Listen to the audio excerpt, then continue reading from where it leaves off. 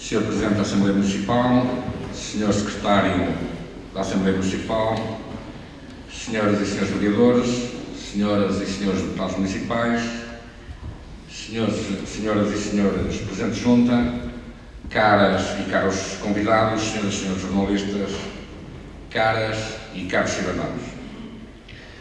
Hoje estamos a comemorar o 37º aniversário de 25 de Abril, o acontecimento que inscreveu Portugal no restrito grupo de países que são governados por um regime sustentado nos critérios da democracia plena.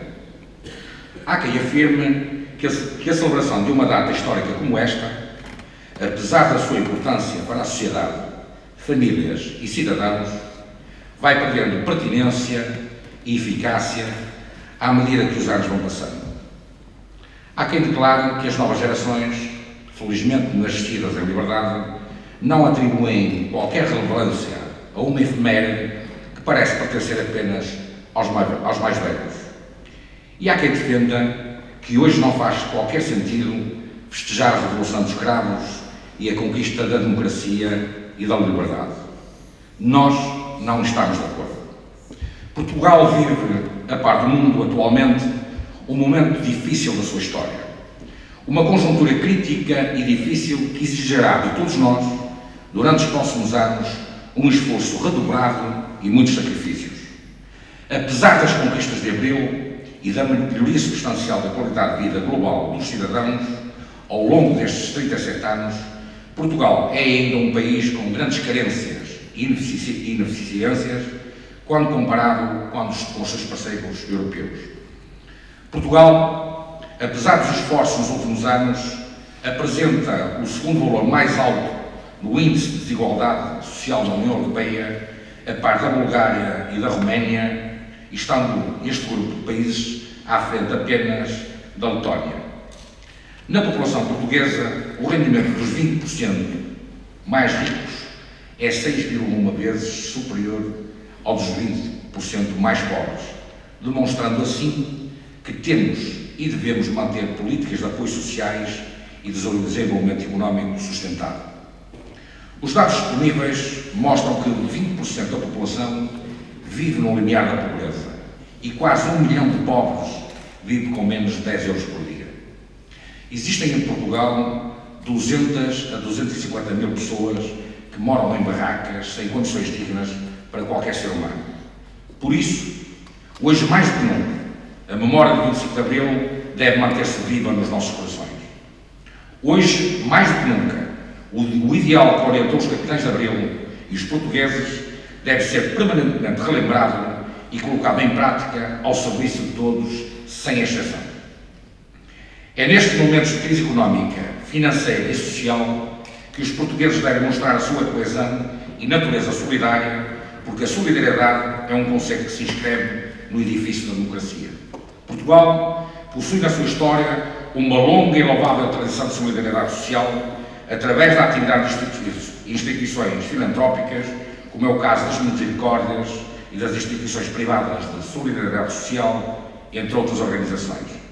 Todavia, a segurança social no nosso país é um sistema recente, concretizado a partir de 1962, que tem vindo a desenvolver políticas sociais importantes, atribuindo apoios sociais concretos, mas claramente insuficientes.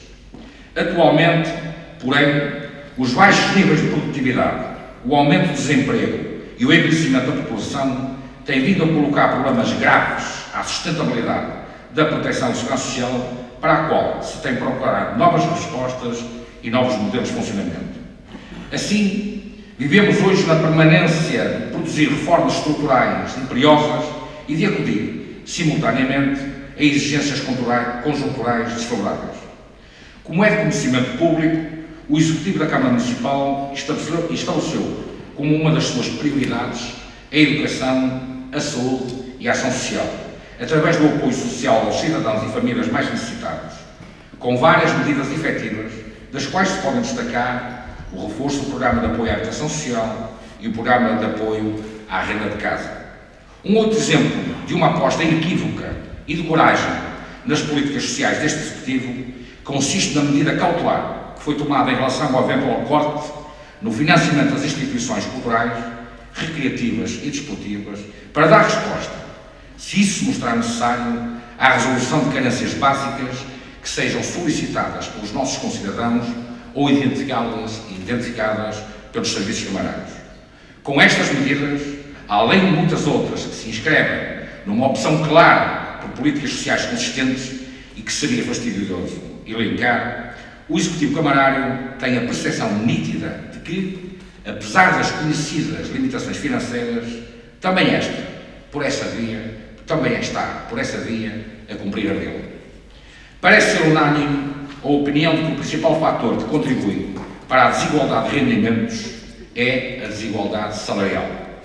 Estudos recentes comprovam que a causa principal da desigualdade salarial e da pobreza continua a ser a educação.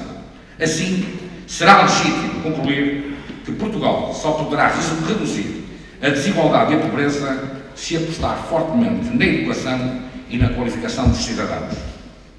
Nos últimos anos, tem sido realizado um esforço considerável nesse sentido, mas não foi ainda suficiente para colmatar o hiato que nos separa dos nossos parceiros europeus. Portugal precisa, urgentemente, de planos de médio e longo prazo que estabeleçam metas bem definidas para que seja possível melhorar sustentadamente o nível da escolaridade dos cidadãos e, através dessa melhoria, aumentar a produtividade e reduzir o desemprego e a pobreza. Como também é de domínio público, o Executivo da Câmara Municipal definiu a educação como uma das suas prioridades. E como também é de conhecimento de todos, temos vindo a executar os compromissos que estabelecemos com os barcelenses nesta matéria, tão sensível para o desenvolvimento do Concelho e do país. Por isso, no âmbito da ação social escolar, reforçamos significativamente o apoio a livros escolares, material didático e pedagógico e em alimentação aos carenciados das escolas básicas e jardins de infância. Distribuímos livros escolares gratuitos ao primeiro ciclo, numa medida nunca havia sido realizada em Barcelos, e que muito contribuirá, assim o esperamos, para garantir o acesso à educação a todos os nossos filhos que frequentam o sistema de ensino. É um contributo modesto para a resolução dos problemas de escolaridade. Sabemos bem. Temos consciência da necessidade e continuidade deste esforço, mas é também uma grande aposta que realizamos num município que apresenta tantas carências e tantas debilidades como é o município de Barcelos. Com estas iniciativas, sentimos que estamos a cumprir a lei. Foi precisamente há um ano que o município de Barcelos reiniciou a comemoração formal de 25 de Abril, após um longo período de jejum que em nada dignificou a democracia. Foi também há cerca de um ano e meio que iniciou um novo ciclo político do Concelho, fundamentado no conceito da cidadania e na mensagem clara de que Barcelos é de todos os barcelenses, de que Barcelos é dos cidadãos. A realidade política que hoje se vive no Concelho, o projeto de proximidade entre os eleitos e os eleitores, que tem vindo a ser dinamizado na Barcelos Câmara de Portas Abertas e outras ações similares, constituem medidas efetivas de cidadania ativa e de democracia participativa que também cumprem abril. Connosco, o 25 de Abril será comemorado ano após ano, porque foi a Revolução dos Cravos que introduziu no nosso país um sentimento legítimo de esperança nos portugueses e da melhoria da qualidade de vida dos cidadãos. De agora em diante, faltará certamente melhorar o nosso sistema democrático, adaptá-lo aos novos ventos de mudança, aprofundar o regime no sentido de o fazer refletir adequadamente o sentimento do povo. Faltará, talvez, fazer viver cotidianamente nos nossos corações o ideal do 25 de Abril. Fazer com que os cidadãos vivam melhor e, acima de tudo, com melhor qualidade de vida. Essa é a nossa obrigação e o nosso dever. Viva o 25 de Abril! Viva a liberdade! Viva a cidadania! Viva Barcelos! Viva Portugal!